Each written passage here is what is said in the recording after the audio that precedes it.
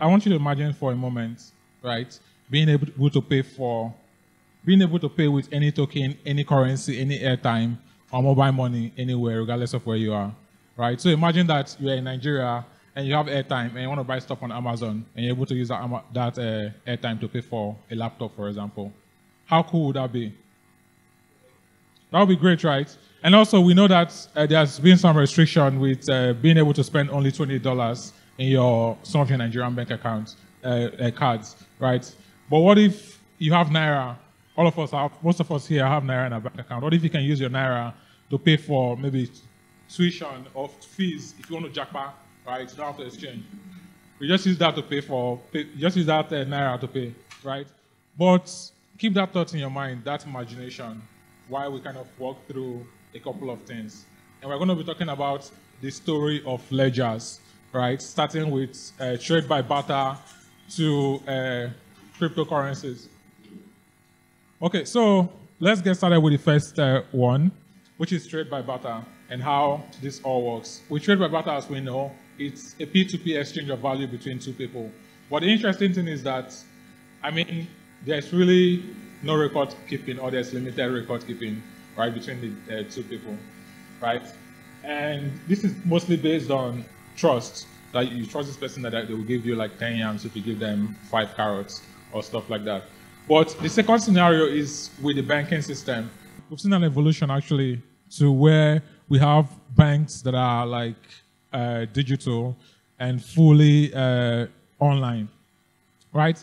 But despite all of this, these banks and also these individuals are still built on the concept of centralized ledgers. We all know what centralized ledger is. It's trust-based, it's controlled by a few entities, and it's often restricted within borders, like the example I mentioned before. Imagine going to New York, for example, right? And you have 5,000 naira, or even 100,000 naira, and you want to buy a laptop, and you bring down 100,000 naira and put it on the table. I take it that this is the money I'm paying for this laptop here in New York.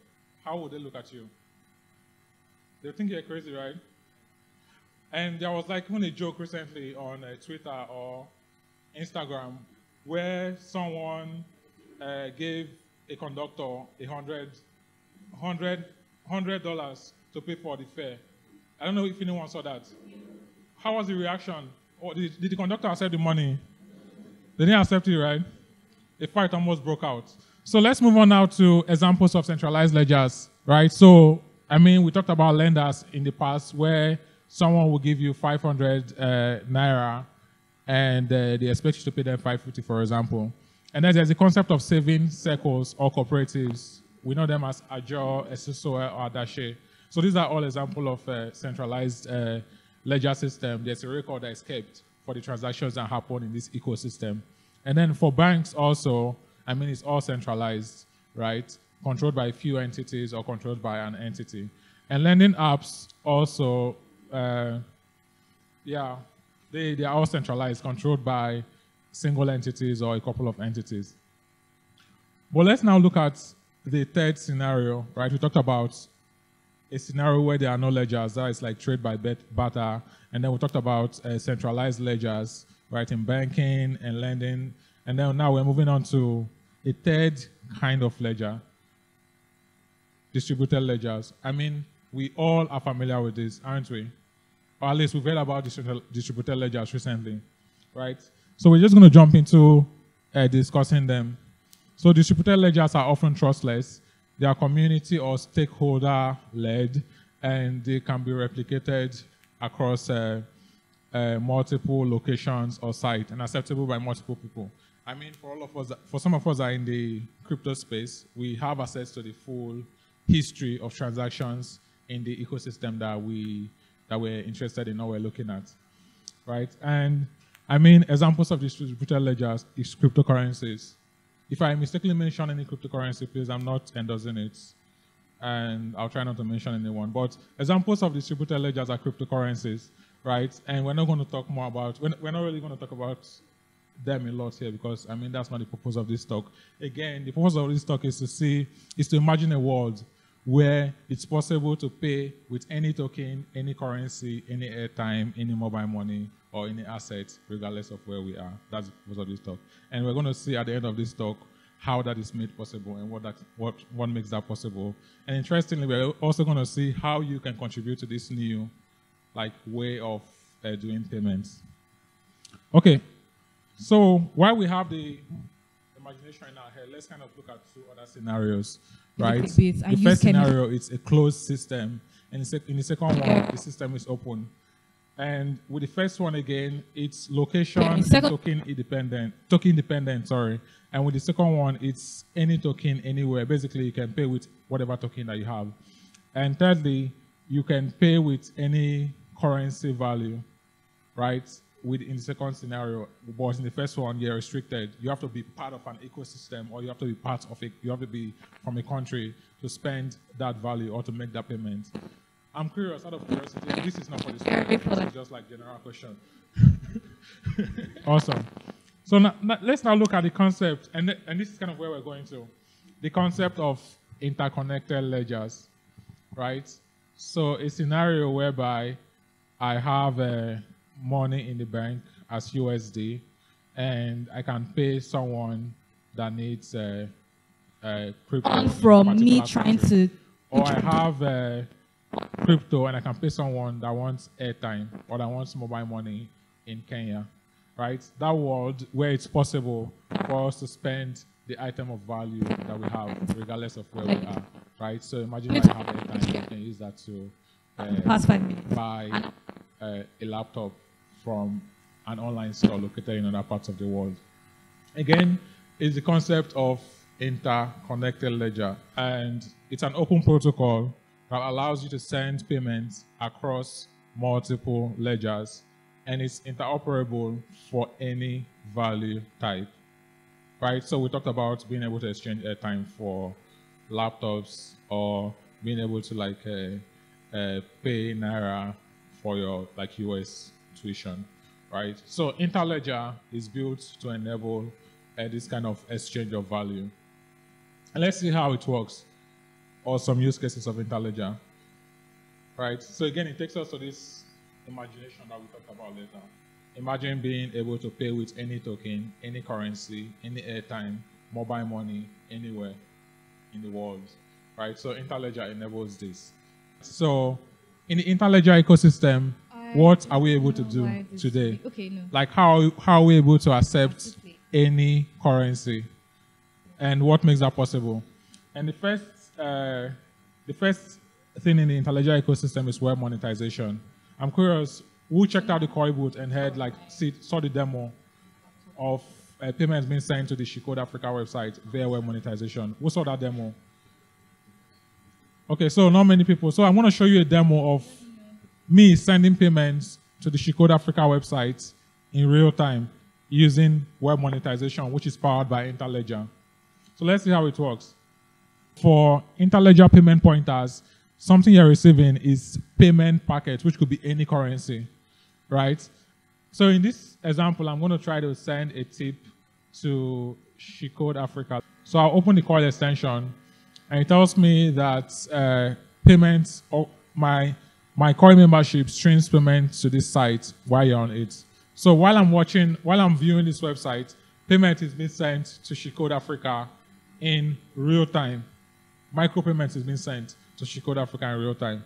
And the interesting thing is that any of us can enable this on our websites today by adding this single line of code, right? But the only difference is that our payment pointer is going to be different. You can check out developers.coil.com to kind of see a walkthrough of how to add that payment pointer on your website. But let's go back to the demo. So payment is being sent to Shicode Africa's website in real time, right? But it's more than that, right? We don't just want to be sending streaming payments. We also want to be able to send specific amounts, like a tip, like a donation, or something to sites that we want to support. So let's show you how that works. And I'm going to send Shicode Africa a tip. So on this page is a tip page, right? It's just like Patreon or Buy Me a Coffee or one of those other sites, but this is built on open standards, which is web monetization. So, question, how much should we send to Shicode Africa? I want to pick someone who wants to Yeah, the person at the back, please. $1. Oh, thank you. Yeah, so we're sending $1. Notice that in a few seconds, we'll send them $1 basically. And that's how cool it is. The second use case for web monetization, which is Rafiki.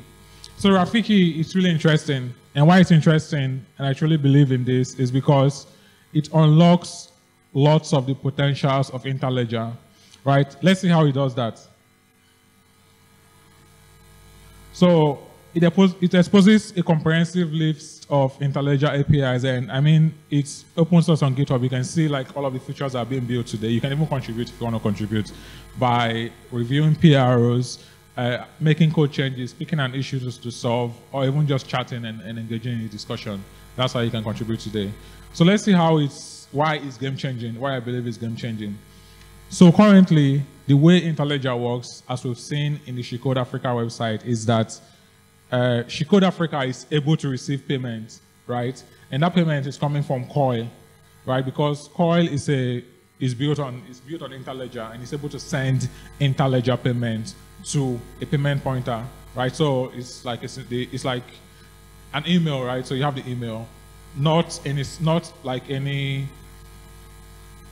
with emails, like you need to be part of or you need to implement the simple mail transfer protocol, right, to be able to like send emails. But let's not go into all of those technicalities, right? So currently with Interledger, you can receive payments, but with Rafiki, something cool that you can do is that imagine being able to build an e-commerce website or any site or a game, and anyone, anywhere is able to pay you with the currency that they have, but you just receive it in the currency that you want.